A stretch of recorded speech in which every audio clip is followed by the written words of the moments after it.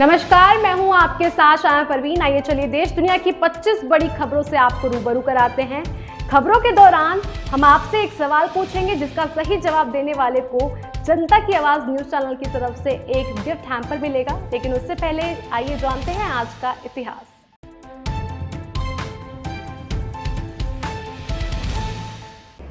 देश के सबसे पुराने पारंपरिक खेल कबड्डी को बढ़ावा देते हुए पंजाब सरकार ने 2010 में कबड्डी विश्व कप का आयोजन करने की घोषणा की। ज्ञानव्यापी मामले में जम्मू कश्मीर की पूर्व सीएम महबूबा मुफ्ती ने केंद्र सरकार पर निशाना साधा। उन्होंने कहा कि ये लोग अब ज्ञानव्यापी मस्जिद के पीछे पड़ गए हैं। इन्हें मस्जिद में ही भगवान मिलते हैं। आखिर वे हमारी मस्जिदें हैं।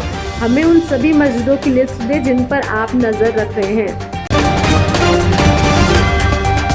बायोलॉजिकल ई लिमिटेड ने कॉर्बोवैक्स वैक्सीन की कीमत कम कर 250 रुपये प्रति डोज कर दी है। अब इसकी कीमत 840 रुपये है। सभी टैक्स मिलाकर उपभोक्ताओं को ये 400 रुपये प्रति डोज में मिलेगी। जम्मू कश्मीर के पूर्व सीएम फारूक अब्दुल्ला ने द कश्मीर फाइल्स पर बयान दिया। उन्होंने कहा कि हमने जम्मू कश्मीर में कानून व्यवस्था की स्थिति का मुद्दा उठाने के लिए एलजी मनोज सिन्हा से मुलाकात की। इस दौरान उनसे कहा कि इस फिल्म ने देश में नफरत को जन्म दिया है। अगर कश्मीरी पंडितों पर हो रहे हमलों को रोकना है तो ऐसी फिल्मों पर बैन लगाया जाना चाहिए। उदयपुर में हुए कांग्रेस के चिंतन शिविर के बाद अब यूपी में कई बड़े बदलाव हो सकते हैं। चिंतन में तय किया गया कि कमान अनुभवी हाथों में रहेगी और युवाओं को मिलेगी बड़ी जिम्मेदारी। उत्तर प्रदेश में पीएल पुनिया या प्रमोद कृष्णम को बनाया जा सकता है प्रदेश अध्यक्ष। ज्ञानव्यापी श्रृंगार गौरी मस्जिद का तीसरे दिन का सर्वे हुआ पूरा। कोर्ट में सर्वे की रिपोर्ट सौंपी जाएगी। उत्तर प्रदेश के वाराणसी जिले में लगातार तीसरे दिन कड़ी सुरक्षा व्यवस्था में किया गया सर्वे। नॉर्थ कोरिया में हुआ कोरोना विस्फोट। कोरोना वायरस की चपेट में आने से अब तक 50 लोगों की मौत। 3,92,920 लोगों में बुखार के लक्षण। उत्तर कोरिया में कोरोना के ओमिक्रॉन वेरिएंट के बढ़ते मामलों से निपटने के लिए तानाशाह किम जोंग ने उन सेना को तैनात किया। देश में बीते 24 घंटे में कोरोना संक्रमण के 2,202 नए मामले सामने आए। 27 लोगों की मौत हुई। स्वास्थ्य मंत्रालय ने बताया कि बीते 24 घंटे में कोरोना से 2,550 लोग ठीक हुए हैं। एक्टिव केस घटकर 17,317 हो गए। केंद्र सरकार ने गेहूं की सरकारी खरीद को 31 मई तक बढ़ा दिया। इससे उन राज्यों के किसानों को फायदा होगा जहां 15 मई या उससे पहले गेहूं की खरीद बंद हो गई थी। इसके साथ ही सरकार ने गेहूं की खरीद में सूखे या टूटे दाने की मात्रा को 6% से बढ़ाकर 18% कर दिया। दिल्ली के मुख्यमंत्री अरविंद केजरीवाल ने अतिक्रमण विरोधी अभियान को लेकर आप विधायकों के साथ बैठक की। उन्होंने कहा कि हम लोगों को भरोसा दिलाते हैं कि अतिक्रमण और अवैध रूप से बनी हुई दिल्ली की समस्या का हम समाधान करेंगे। कच्ची कॉलोनियों में रह रहे लोगों को मालिकाना हक दिलाएंगे। राष्ट्रपति रामनाथ कोविंद और उनकी पत्नी सविता कोविंद 4 दिन की यात्रा पर जमैका पहुंचे। ये किसी भारतीय राष्ट्रपति का पहला दौरा है। राष्ट्रपति कोविंद का एयरपोर्ट पर जोरदार स्वागत किया गया।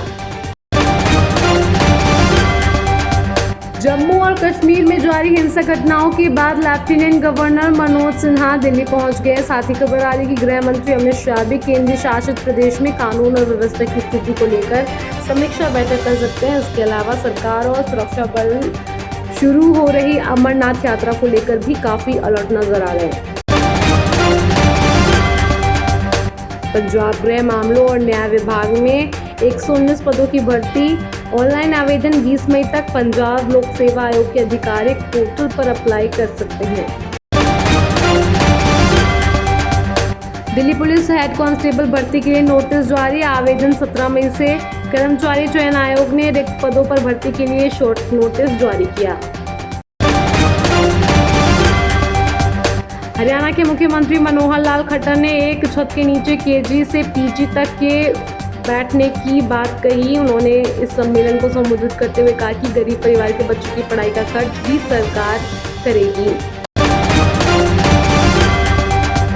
भारतीय भारतीय किसान यूनियन के 2 फाड़ हो गए हैं, जिसके पीछे राकेश टिकैत ने सरकार की साजिश करार दी। टिकैत ने कहा कि सरकार ने फूट डालकर ये चाल चली है, जो लोग संगठन छोड़कर गए हैं उन्हें निष्कासित कर दिया गया।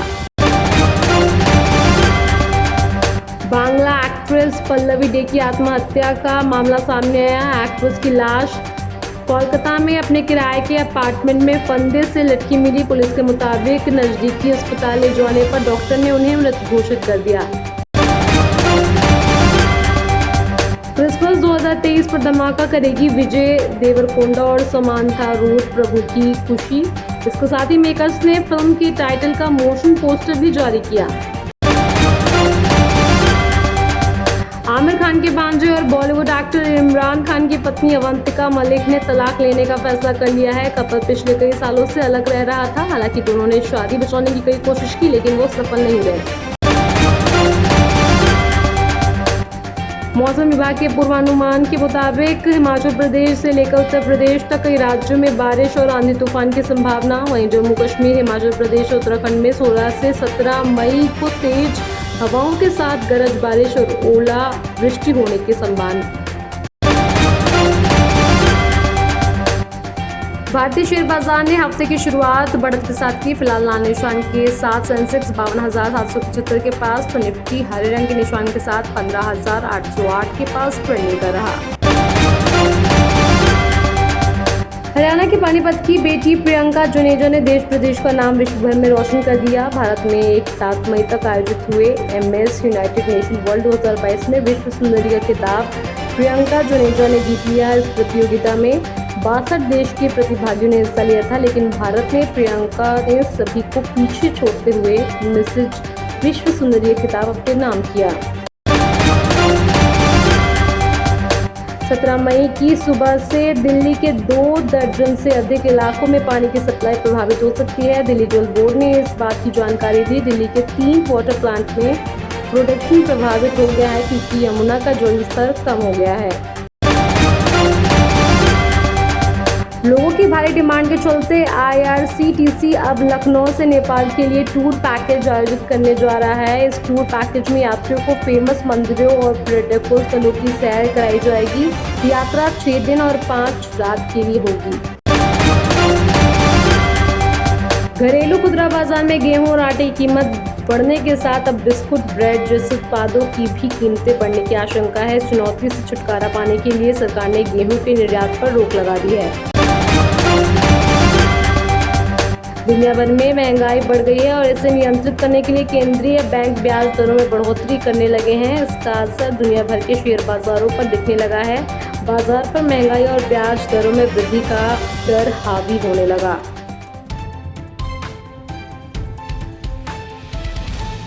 हमारा आज का सवाल है, आजाद हिंद फौज की स्थापना किसने की? फिलहाल आज की 25 बड़ी खबरों में इतना ही। बाकी खबरों के लिए देखते रहिए जनता की आवाज। नमस्कार।